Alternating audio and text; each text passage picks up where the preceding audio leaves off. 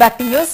బాపట్ల జిల్లా అద్దేపల్లిలో వైసీపీ కోటి సంతకాల సేకరణ కార్యక్రమం జరిగింది. వైసీపీ రాష్ట్ర అధికార ప్రతినిధి వేమూరు నియోజకవర్గ సమన్వయకర్త వారికోటి అశోక్ బాబు ఆధ్వర్యంలో ఈ కార్యక్రమం నిర్వహించారు. కూటమి నాయకులకు రాష్ట్రంలో పూర్తయిన మెడికల్ కాలేజీలు కనిపించడం లేదన్న ఆయన వారికి దివ్యాంగుల పెన్షన్ ఇవ్వాలని ఎద్దేవా చేశారు. రాష్ట్రంలోని విద్య, వైద్య రంగాల్లో కూటమి ప్రభుత్వం నిర్వీర్యం చేస్తుందని అన్నారు.